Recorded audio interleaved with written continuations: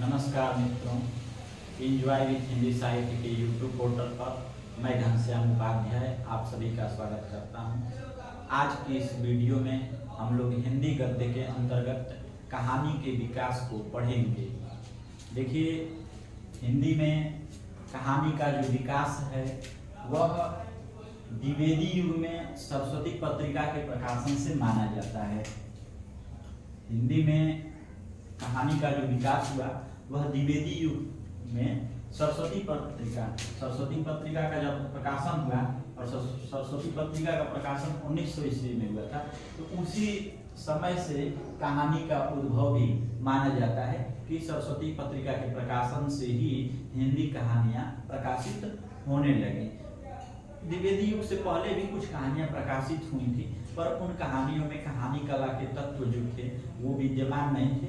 इस वजह से उन कहानियों को कहानी नहीं माना गया। देखिए, हिंदी में कहानी के लिए कहानी शब्द के साथ साथ आख्यायिका, गल्प और किस्सा शब्द का प्रयोग किया जाता था। हिंदी में कहानियों के लिए आख्यायिका, गल्प और किस्सा शब्द का प्रयोग किया जाता था। एक कहानी है इंदुमती, आप लोगों ने नाम सुना होगा, और इंदुमती के लेखक हैं किशोरीलाल गोस्वामी।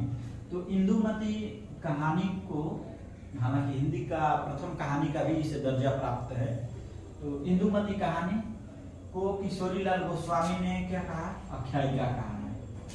इंदुमती कहानी को किशोरीलाल गोस्वामी ने आख्यायिका कहा है, जबकि इसे रामचंद्र शुक्ल ने कहानी कहा है। किशोरीलाल गोस्वामी ने इंदुमती को आख्यायिका कहा है, जबकि रामचंद्र शुक्ल ने इसे क्या कहा? कहानी। और स्वयं की कहानी, रामचंद्र शुक्ल ने स्वयं एक कहानी लिखा था 11 वर्ष का समय। 11 वर्ष का समय का प्रकाशन वर्ष 1903 है, इसे भी आप लोग याद रखिएगा।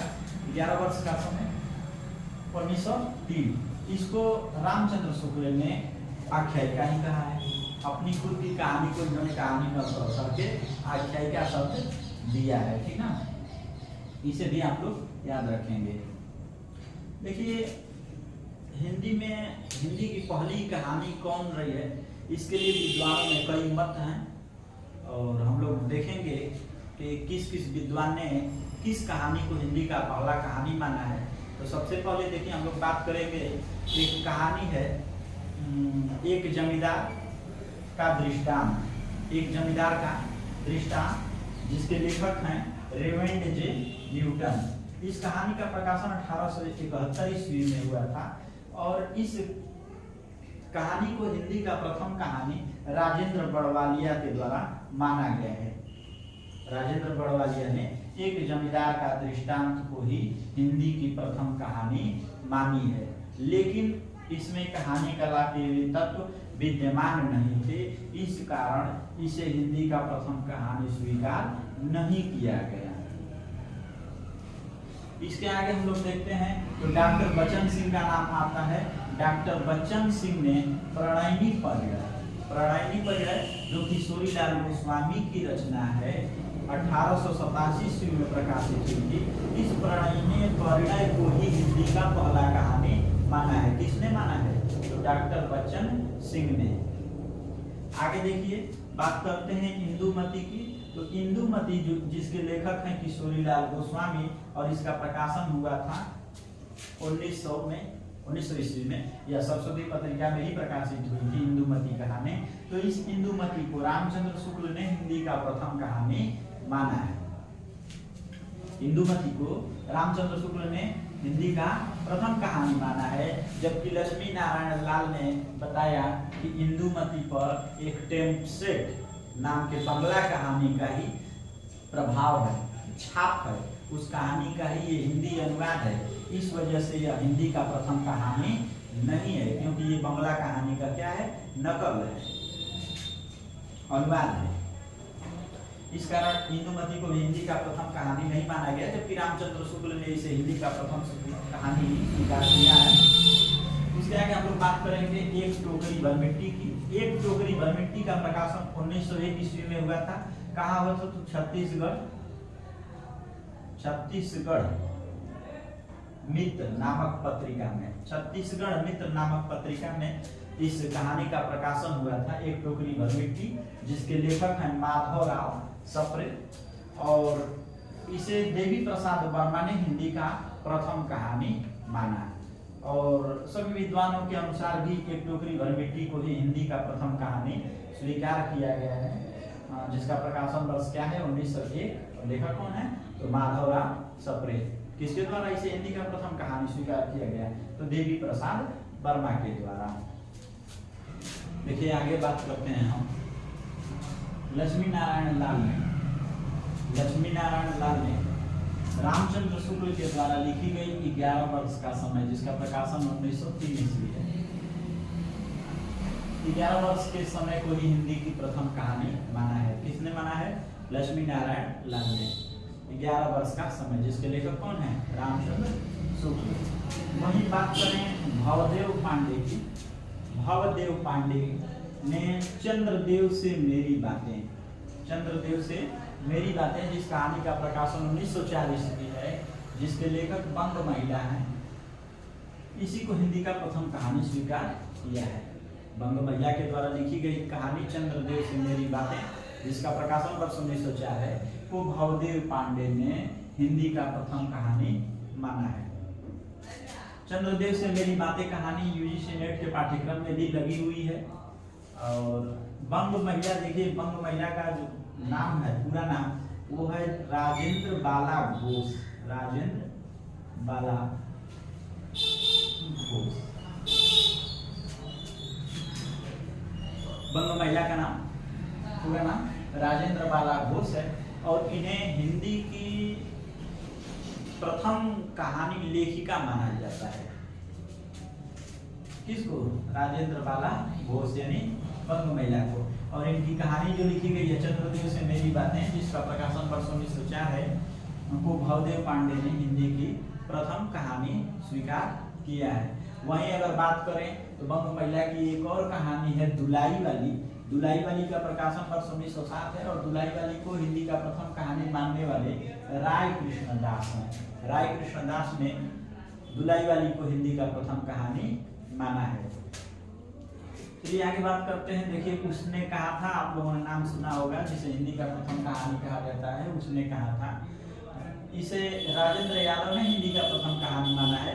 उसने कहा था का प्रकाशन 1915 ईस्वी चंद्रधर शर्मा गुलेरी जी के द्वारा लिखा गया है। उसने कहा था कहानी का एक प्रमुख पात्र है लहना सिंह, जो खूब परीक्षाओं में पूछा जाता है कि लहना सिंह किस कहानी का पात्र है, तो आप लोग याद रखिएगा। उसने कहा था कहानी का ही एक प्रमुख पात्र है लहना सिंह, जिसके परिणाम की कथा इसमें दी गई है। इस कहानी का प्रकाशन वर्ष 1915 ईस्वी है। और इसे प्रथम कहानी मानने वाले कौन है? तो राजेंद्र यादव है। जबकि देखिए कहानी के लिए कि प्रथम कहानी कौन है, सभी विद्वानों के अनुसार एक टोकरी भर मिट्टी माधवराव सप्रे की जो कहानी है, उसे ही हिंदी का प्रथम कहानी स्वीकार किया गया है। हालांकि अलग अलग विद्वानों ने अलग अलग कहानियों को प्रथम कहानी स्वीकार किया, तो आप लोग इसे याद कर लेंगे, क्योंकि और परीक्षाओं में मिलाने के लिए आ जा रहे हैं कि किस विद्वान के द्वारा कौन सी कहानी को हिंदी का प्रथम कहानी कहा गया है। तो इसे मिलान कीजिए तो आप लोग इसे याद रखेंगे तो ठीक होगा। देखिए कहानी के संबंध में कुछ महत्वपूर्ण कथन है जिसको हमने लिया है। देखिए पहली कथन का है कि कहानी छोटे मुंह बड़ी बात करती है। कहानी छोटे मुंह बड़ी बात करती है। यह कथन किसके द्वारा दिया गया है? तो नामवर सिंह के द्वारा यह कथन दिया गया है। इस तरह से भी प्रश्न आते हैं कि कहानी छोटे मुंह बड़ी बात करती है, यह कथन किसके द्वारा कहा गया है? तो इसका उत्तर होगा नामवर सिंह। वहीं कहानी के संबंध में एक और महत्वपूर्ण कथन है।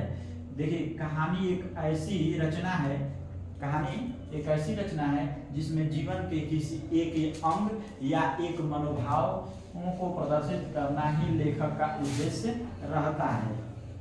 कहानी एक ऐसी रचना है जिसमें जीवन के किसी एक अंग या मनोभावों को प्रदर्शित करना ही लेखक का उद्देश्य रहता है। यह कथन किसके द्वारा कहा गया है? तो यह कथन मुंशी प्रेमचंद के द्वारा कहा गया है। इसे भी आप लोग याद रखेंगे। आज हम लोग बात करेंगे प्रारंभिक दौर में लिखी गई कुछ महत्वपूर्ण कहानियां, यानी प्रेमचंद पूर्व की कहानियां। प्रेमचंद जी को एक मध्यकड़ी के रूप में लिया गया है और उनसे पूर्व की जो कहानी लिखी गई उसे प्रेमचंद पूर्व युगीन कहानी कही गई। तो उन प्रेमचंद पूर्व यानी प्रारंभिक दौर में लिखी गई कुछ महत्वपूर्ण कहानी को हम लोग देखेंगे। तो परीक्षा में कई बार पूछे जाते हैं और आगे भी पूछे जाने की संभावना है। देखिए, बात करेंगे चंद्रलोक की यात्रा।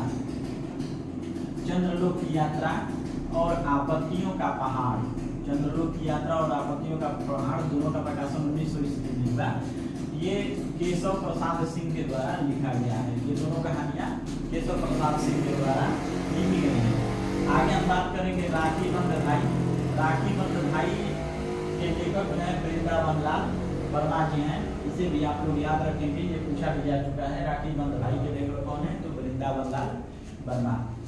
और इन्हीं के द्वारा एक और कहानी लिखी गई है जिसका नाम है तातार और एक वीर राजपूत। तातार और एक वीर राजपूत, इसके भी लेखक वृंदावन लाल वर्मा जी ही हैं। आगे बात करते हैं एक असरफी की आत्मकथा। देखिए, नाम से समझ में आ रहा है कि आत्मकथा है, लेकिन ये आत्मकथा नहीं है बल्कि क्या है? कहानी है। और प्रश्न इस तरह से आ जाता है कि निम्न में से कौन सी जो विधा है वो आत्मकथा नहीं है। और 4 आत्मकथा में से एक ये भी लिखा जाएगा। 3 आत्मकथा होंगे और एक ये। तो इसे देखकर आप समझेंगे कि ये तो आत्मकथा है, लेकिन ये आत्मकथा नहीं है बल्कि क्या है? कहानी है।